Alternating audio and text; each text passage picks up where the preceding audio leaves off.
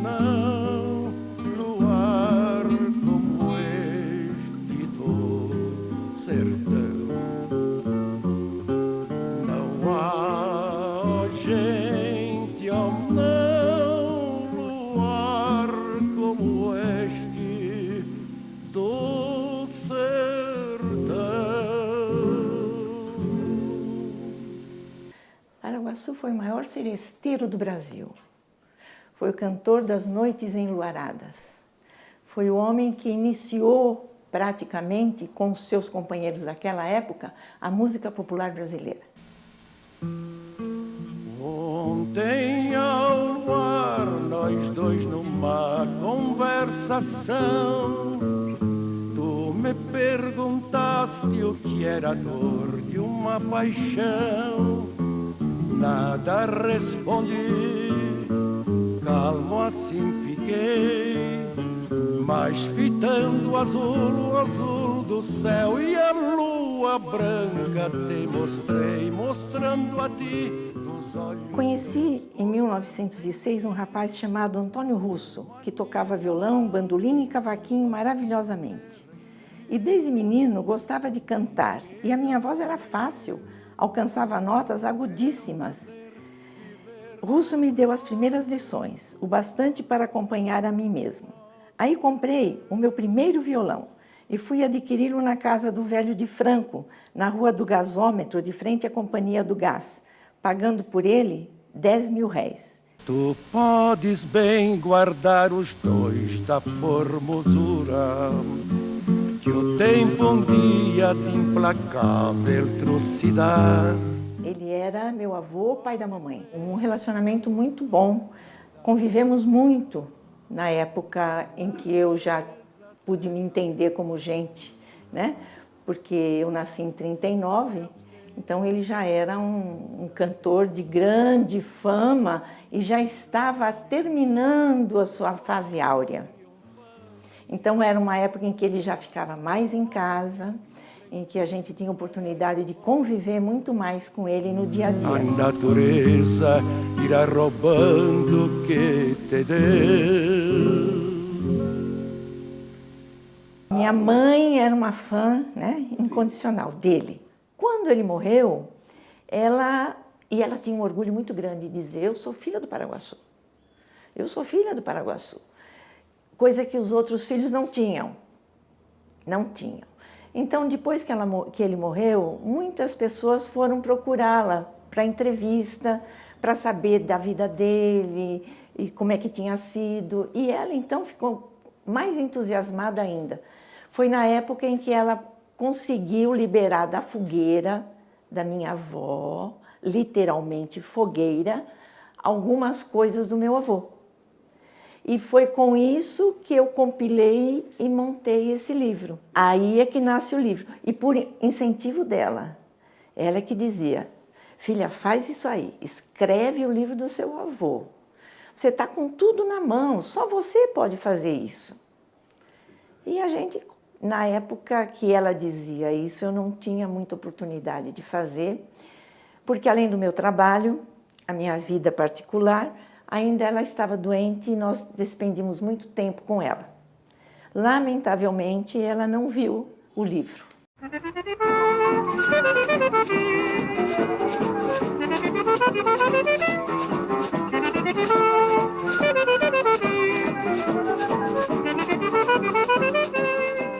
A primeira estação de rádio a apareceu em São Paulo foi a Rádio Educadora Paulista, com um pequeno estúdio no alto do Palácio das Indústrias, no Parque Dom Pedro II.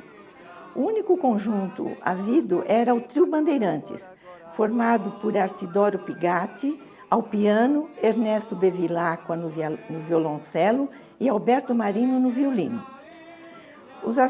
Fui convidado para fazer uma audição na Rádio Educadora Paulista. Isso aconteceu mais ou menos em novembro de 1923.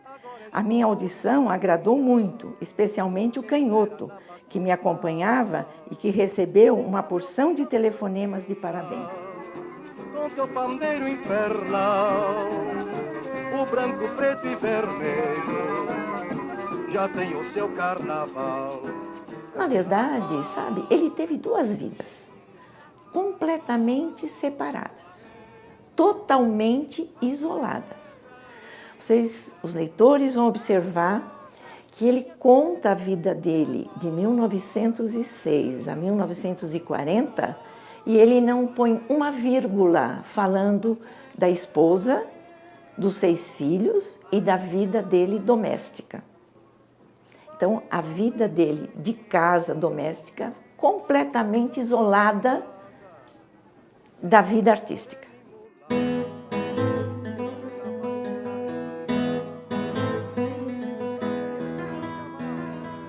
O ano de 1912 foi o mais feliz da minha vida.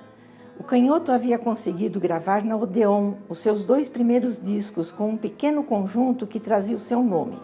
Para conseguir isso, foi apresentado para o Fred Figner, dono da Casa Edison, por um outro amigo.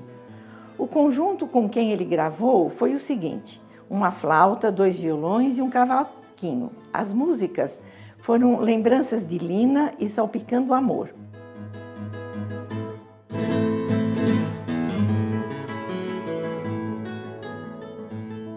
Este livro que eu compilei, independente de ser a história do meu avô, a biografia de um grande cantor, de um seresteiro, a vida boêmia dele, ele é um documento histórico da música popular brasileira do início do século. Não existe nenhum documento que conste essa história da música paulista de 1906 até 1940. Esse é o único documento que tem. Papai era amigo desse Dom Bastiano e pediu que emprestasse esse gramofone para mostrar para o pessoal, os patrícios dele lá no Belenzinho, a máquina falante, que era uma novidade, ninguém tinha visto ainda gramofone. E o homem emprestou. Foi um sucesso lá no Belenzinho. Eu vi aquilo, eu era garoto, isso foi em 1907. Fiquei tão apaixonado por aquilo. Mas eu pensei que tivesse uma pessoa cantando dentro do gramofone, dentro daquela caixa. De manhã cedo eu levantei, fui um dos primeiros que levantei para ver o que é que tinha lá dentro. Se era uma pessoa que cantava ou era aquele disco que tocava. Levantei a máquina, não tinha fundo, tinha uma máquina de relógio dentro, que era justamente que deixava virar o prato. E eu pensei assim, parece mentira, mas é verdade às vezes. Eu pensei, puxa, como eu gostaria de cantar numa coisa dessa. E Deus me fez me deu-me essa felicidade. Cheguei a gravar centenas de discos, milhares de discos.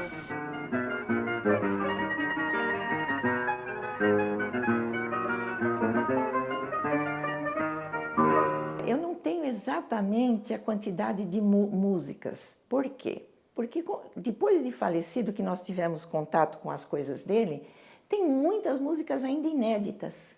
Muitas. Existem vários cadernos com poesias e músicas dele ainda inéditas. Eu tenho comigo 3 discografias, uma diferente da outra. Eu tenho uma discografia que eu peguei na internet, uma que ele deixou e uma que a UBC, a União Brasileira de Compositores, me mandou. A que ele me deixou tem muito mais discos do que essas outras 2. E eu tenho esses discos catalogados, numerados, com as fábricas, com tudo.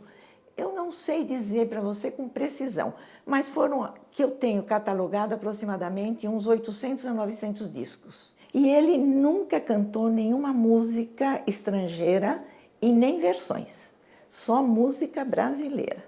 De autoria dele, de autoria de outros artistas e outros compositores. Sempre ele cantou músicas exclusivamente brasileiras. Olha, parceiros dele de boemia foram muitos, inúmeros.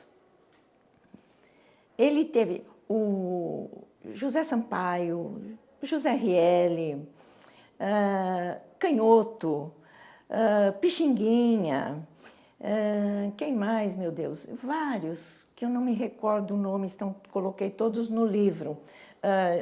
Ele foi o Catulo da Paixão Cearense, ele foi o único artista cantor que recebeu do Catulo uma autorização por escrito para que ele pudesse interpretar as músicas de Catulo.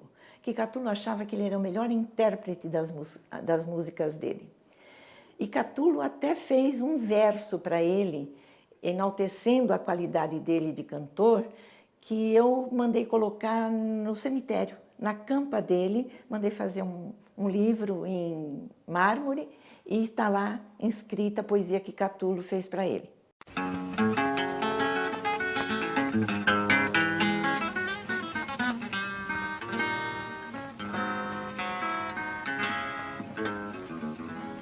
Se souberes, querida, que findou-se a vida deste que te adora.